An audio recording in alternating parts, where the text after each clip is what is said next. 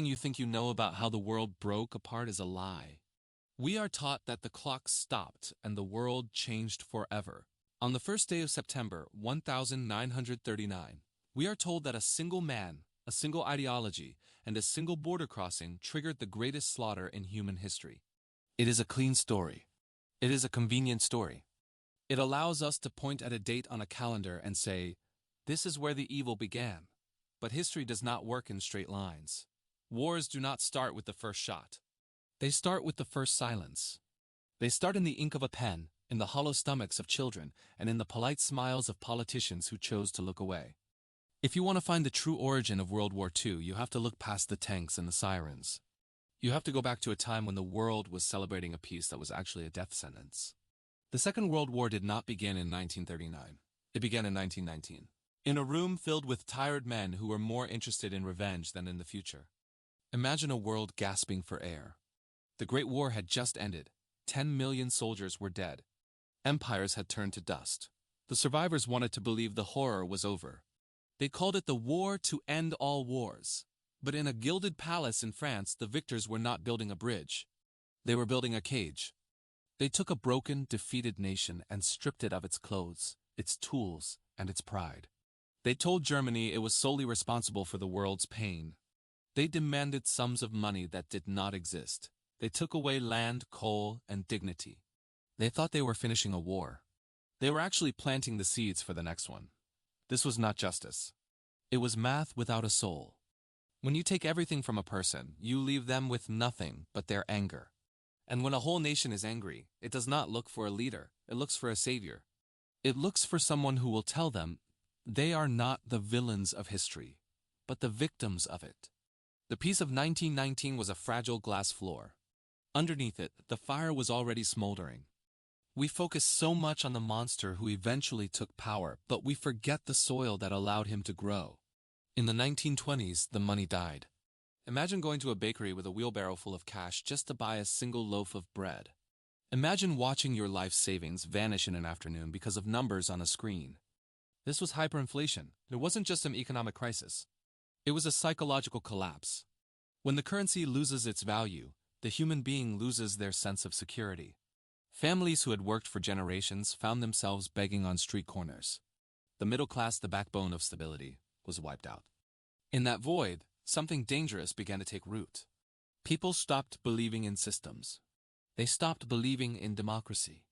They started believing in whoever promised them a meal and a sense of belonging. The world watched this happen.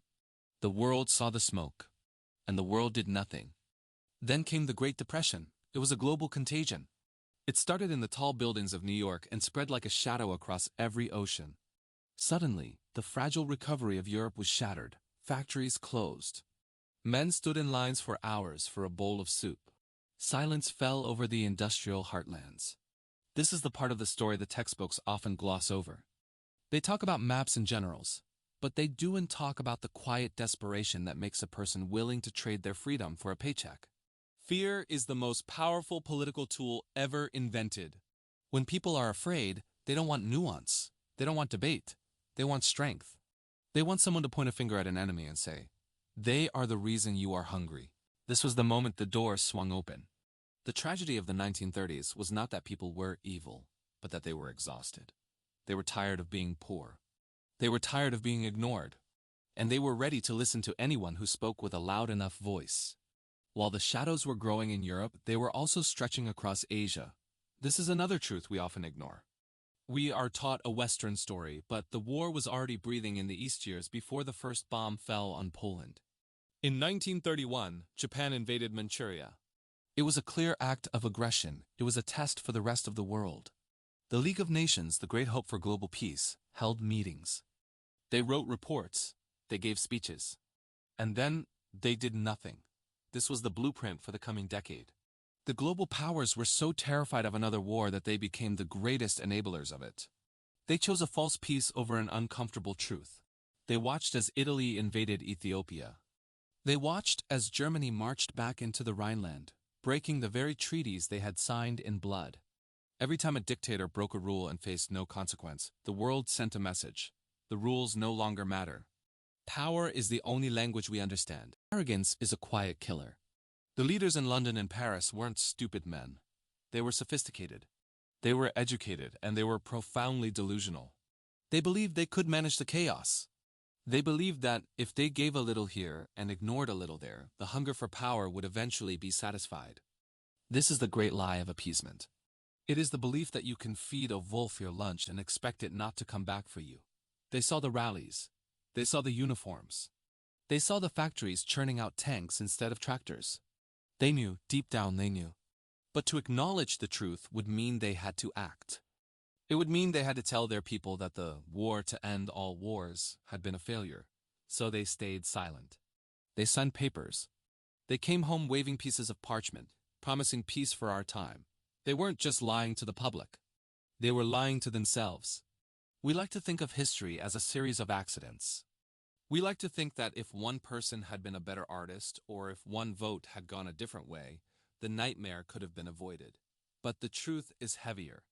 Systems fail because of 1,000 small choices. They fail because we value our comfort today more than our safety tomorrow. The road to 1939 was paved with moments where someone could have said no, but chose to say not yet. It was paved with businesses that profited from the buildup of weapons. It was paved with newspapers that normalized the rhetoric of hate. It was paved with ordinary people who saw their neighbors being hauled away and decided it wasn't their problem. The war didn't start because of a single invasion. It started because the foundation of the world had been rotting for 20 years, and everyone was too busy pretending the house was still standing. By the time the tanks rolled into Poland, the war was already won by the shadows. The diplomatic letters and the ultimatums were just the final act of a play that had been written in the 1920s. The world didn't fall into the abyss. It walked there, step by step, with its eyes wide open and its mouth shut. We are taught that 1939 was the beginning, but it was actually the end of the beginning. It was the moment the bill finally came due. The millions of lives that were about to be extinguished were the price for 2 decades of denial, 2 decades of arrogance, and 2 decades of failing to realize that peace is not the absence of conflict, but the presence of justice. We look back at those grainy black and white films and we feel safe. We feel like we are looking at a different species of human being. We tell ourselves we would have seen the signs. We tell ourselves we wouldn't have been fooled. But history is not a movie. It is a mirror. The patterns of the 1930s are not buried in the past. They are etched into the way we behave as a society. The same ingredients are always there. The humiliation of the working class, the erosion of the truth, the rise of the strongman, and the desperate hope that if we just ignore the problem, it will go away on its own. We forget that the people who lived through the rise of the 1930s didn't know they were in a pre-war era. They thought they were living in a modern, progressive age. They thought they were too smart for another catastrophe. History does not repeat because people forget the dates of battles. It repeats because we forget the feeling of the slide. We forget how easy it is to normalize the unthinkable.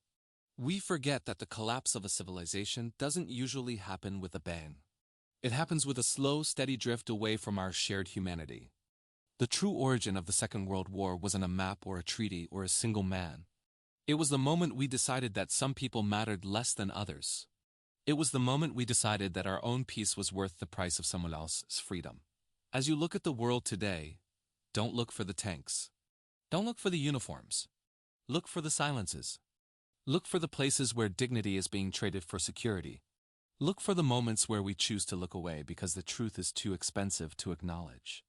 The ghost of 1939 isn't a date on a calendar. It is a warning hidden inside the choices we make every single day. We are told that history is a teacher, but we are very poor students. We keep looking for the same monsters, expecting them to look the same as they did before. But the monsters always change their faces. Only the patterns stay the same. And the most dangerous pattern of all is the belief that it could never happen again. The war didn't start when the world went dark. It started when the world was still bright, and no one wanted to admit the sun was setting.